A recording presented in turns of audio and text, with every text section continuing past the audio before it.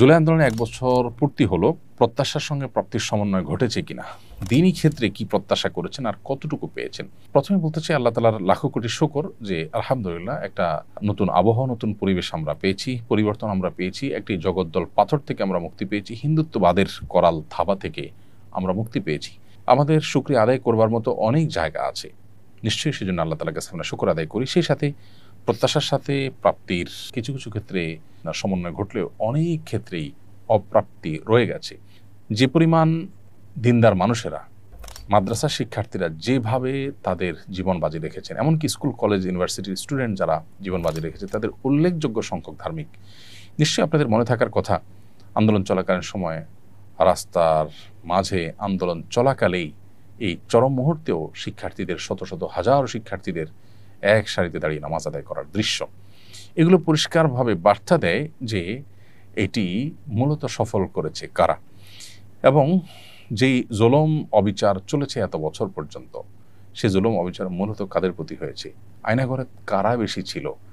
অতএব তারাই যে এই আন্দোলনকে সাকসেস করার জন্য সবচেয়ে বেশি কষ্ট করেছেন, জীবন বাজি রেখেছেন, সেটি বলার অপেক্ষা রাখে না। কিন্তু তাদের আদর্শ, এটার প্রতি কতটা শ্রদ্ধা জ্ঞাপন করা হয়েছে, তাদেরকে কতটা গুরুত্ব দেওয়া হয়েছে, সেটা নিয়ে যথেষ্ট প্রশ্ন করবার সুযোগ আছে। এক শ্রেণী মানুষ এই শহীদদের রক্তের উপর দাঁড়িয়ে বিদেশি এজেন্ডা বাস্তবায়নে তারা ব্যস্ত। তারা এই দেশে মানুষের কল্যাণ সাধন করার চাইতে বিদেশিদের বিভিন্ন কৃষ্টি কালচারকে এখানে প্রতিষ্ঠা করবার জন্য তারা মরিয়া হয়ে উঠেছেন। বিভিন্ন এনজিওগুলোর শেখানো মন্ত্র, সেগুলো তারা অনবরত পাঠ করে চলেছেন এবং সেগুলোকে সুকৌশলে আমাদের এই রাষ্ট্রের মধ্যে প্রবেশ করাবার, প্রতিষ্ঠিত করবার তারা চেষ্টা করছেন। এই জায়গাতে একটা বড় অপ্রত্যাশা রয়েছে। আর এর বাইরে আলহামদুলিল্লাহ শুকরিয়া আদায় করবার যথেষ্ট জায়গা আছে, সেটি তো আমরা অবশ্যই বলবো। আমি আশা করব যে বাকি যে দিনগুলো আছে সেই দিনগুলোতে সরকার এবং সংশ্লিষ্ট যারা আছেন তারা জনগণের প্রত্যাশাটার প্রতি শ্রদ্ধা তারা নিবেদন করবেন, মানুষের প্রত্যাশাকে তারা বোঝার চেষ্টা করবেন, মানুষ কি চায়।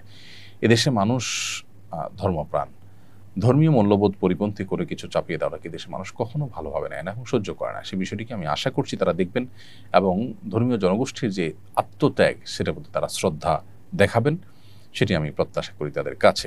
বাংলাদেশের জাতিসংঘের পরবর্তী আবাসিক সমন্বয়ক হিসেবে নিয়োগ পাওয়া কূটনীতিক একজন সমকামী, বিষয়টি জাতিসংঘ সদর দপ্তর থেকে বাংলাদেশকে জানিয়ে এগ্রিমেন্ট চাওয়া হয়েছে। নতুন দূত তার সমকামী পার্টনারকে নিয়েই বাংলাদেশে আসতে চান বলে জানিয়েছেন কূটনৈতিক সূত্র। এক্ষেত্রে বাংলাদেশের কী করণীয় উচিত বলে আপনি মনে করেন? খুবই দুর্ভাগ্যজনক একটি ঘটনা, এবং এই ঘটনায় অন্যদের মতো আমরাও সংক্ষুব্ধ হয়েছি একজন নাগরিক হিসাবে দেশের। আমি মনে করি যে জাতিসংঘ এক্ষেত্রে অপেশাদার আচরণ করেছে।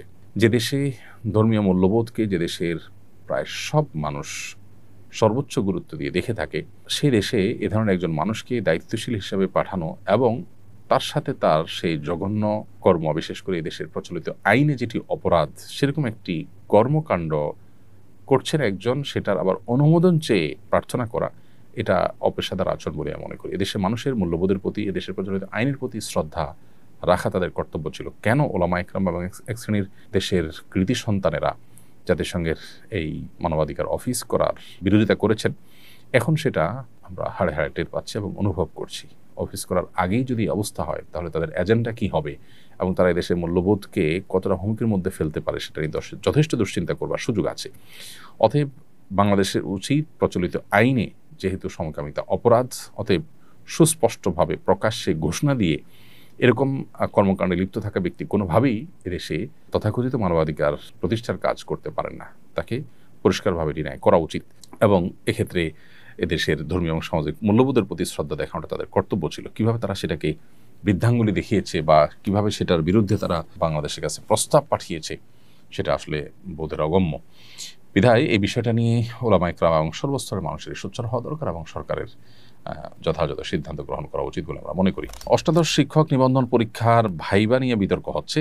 প্রিলিমিনারি ও লিখিত পরীক্ষায় উত্তীর্ণ বহু প্রার্থী ভাইবায় বাদ পড়েছেন।